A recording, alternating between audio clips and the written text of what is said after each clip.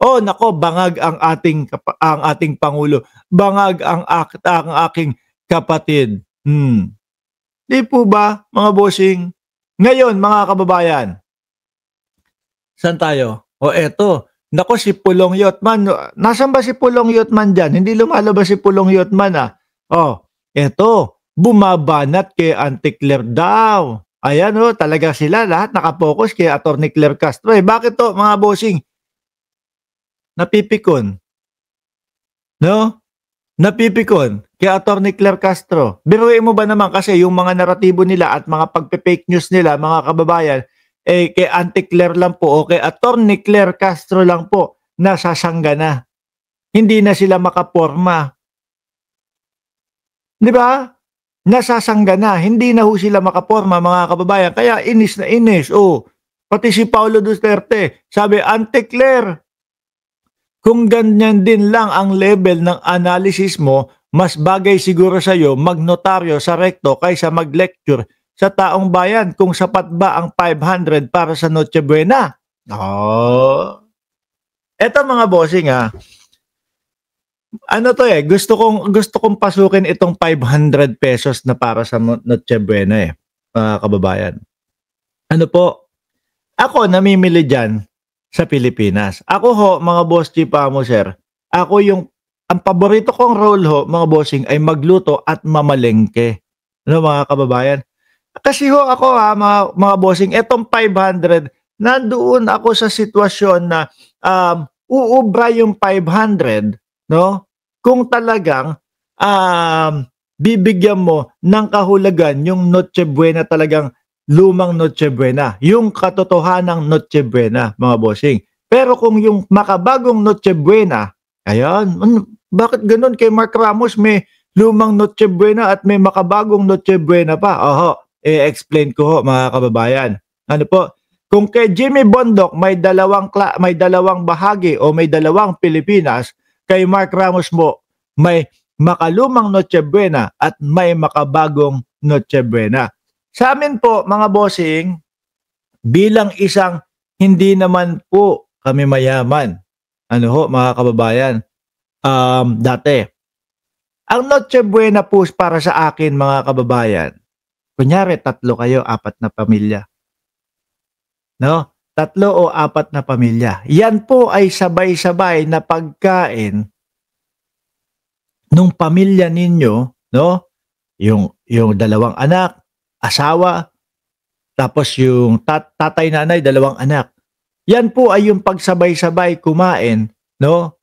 Ng yung tipo bang pagkatapos ng simba ng 24 ng Disyembre, sabay-sabay kayong kakain. Kami ho, mga bossing, ang Noche Buena sa amin noong kami ay mga kabataan, mga bossing, ay yung tipo bang ham. Ham, tapos may maliit na buko salad or fruit salad, no? May spaghetti or kahit na pansit or kahit na tapos juice, simpleng soft drinks, tinapay, at ano pa, yung pandesal. Ganyan ho mga kababayan para ho sa amin, simpleng Noche Buena. Yung tipong para sa inyong 4, para sa inyong pamilya, para sa grupo ng inyong pamilya. Yun lang. Yun po yung para sa akin na makalumang Noche Buena. Kasi yung sabay-sabay kayong maghahapunan pananghalian, no, sa gabi ng Disyembre 24, para ho sa akin. Yung 500, mga bossing, ako naniniwala ako kung ganun ang gagawin, pasok ho 'Di ba? Yung maging sabay-sabay tayong kakain sa gabi ng Noche Buena. Tayong pamilya lang. Pero iba na ho yata, mga boss chief sir. Yung Noche Buena ngayon, kailangan yata madami yung handa, kailangan yata yung sobra-sobra. Para ho sa akin yung Noche Buena, yung parang saktuhan lang na luto para sa gabing ito ngayon. Ganun lang.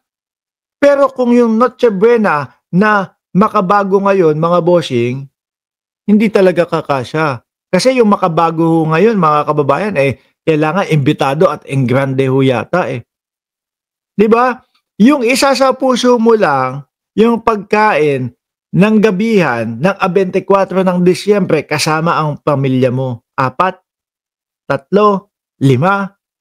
Pasok ko yan. Kasi nung nandiyan ako mga bossing, nakakabili ako magkano? 20 pesos, 30 pesos.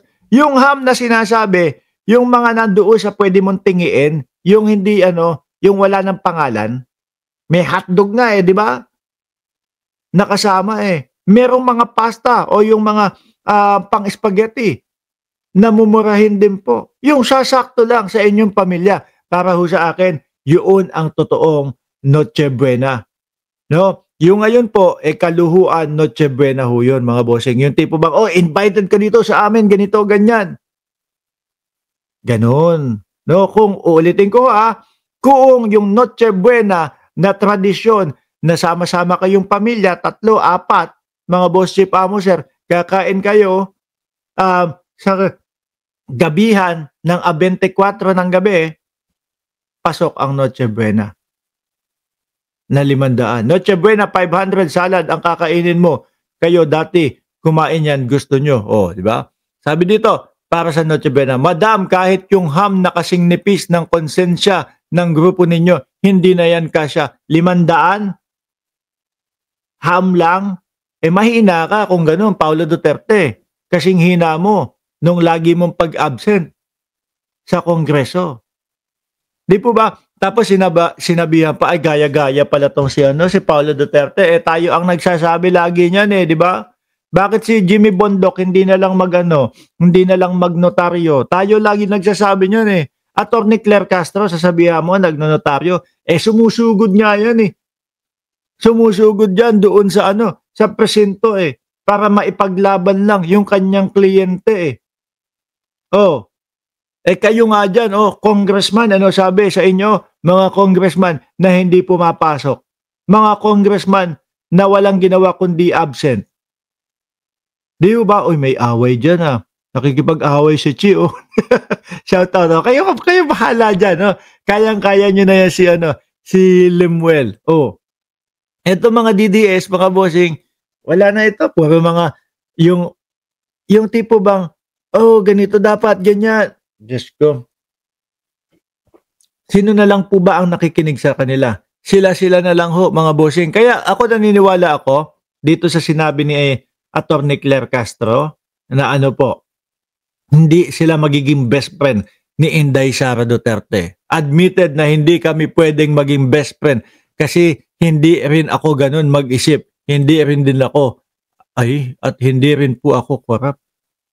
Biruin mo ba naman hanggang ngayon wala pa ding maipaliwanag ang Vice Presidente patungkol doon sa kanyang confidential funds. Yan yung kay Pulong Yung magkano? 52 billion mga bossing? Nasaan napunta yung 52 billion? Tanong natin.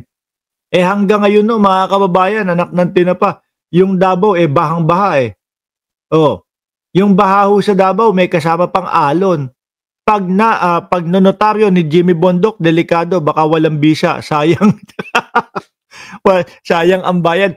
Siguro kaya hindi hindi pinagkatiwalaan ni Marcoleta yung notaryo ni Jimmy Bondoc. Dahil nga ganyan, mga bossing.